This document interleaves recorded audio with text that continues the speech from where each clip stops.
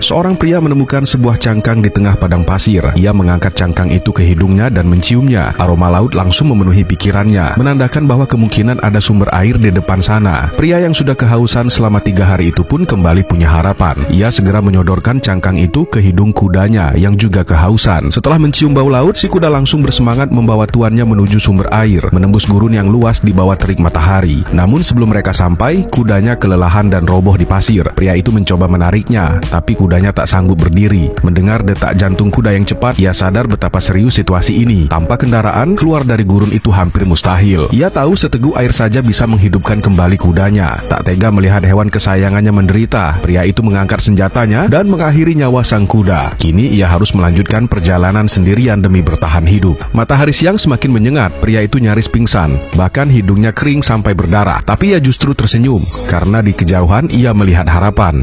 Mungkin sumber air. Ia berlari, tapi kemudian tertegun. Ternyata benar, ada genangan air tak jauh di depan. Bahagia tak tertahan, ia percaya Tuhan belum menyerah padanya. Namun semakin dekat, ia justru makin kecewa. Kemudian ia menembakkan peluru ke langit karena marah. Air itu ternyata hanyalah ilusi, fata morgana yang disebabkan sinar matahari. Putus asa, ia hampir menyerah dan ingin tidur di pasir. Tapi tiba-tiba dari kejauhan terlihat cahaya terang. Didorong rasa penasaran, ia berjalan tertatih hingga menemukan sebuah tenda besar. Meski semangat, ia tetap waspada. Ia mencabut pedang dan perlahan membuka tirai tenda. Begitu tirai terbuka, ia terkejut melihat kantong air besar tergantung di dalam. Seperti serigala kelaparan, ia langsung menerjang dan menggigit kantong air itu. Tapi kulitnya terlalu tebal. Rasa haus dan lapar hampir membuatnya gila. Tapi pikirannya masih sedikit waras. Dengan cepat, ia menghunus belati dari pinggang dan melubangi kantong air itu.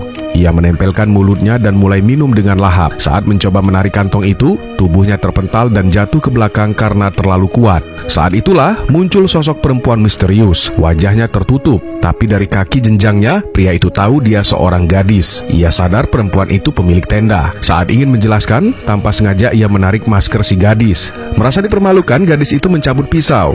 Pria itu cepat bertindak, menangkapnya dan memotong sehelai rambut gadis itu. Melihat si gadis mencoba memberi sinyal memanggil orang, pria itu langsung kabur dan bersembunyi lebih dalam ke padang pasir. Tak lama kemudian, 3 orang suku lokal datang menaiki unta, mengejar pria itu. Dalam pelarian, pria itu masuk ke sebuah lembah sempit, tapi para pengejar justru berhenti. Mereka tak berani masuk. Lembah itu adalah kawasan terlarang penuh bahaya bagi suku mereka. Namun mereka tak menyangka, bukannya celaka, pria itu justru menemukan sumber air di sana. Sayangnya sumber air itu dijaga oleh seekor macan tutul, besar dan tinggi melebihi manusia.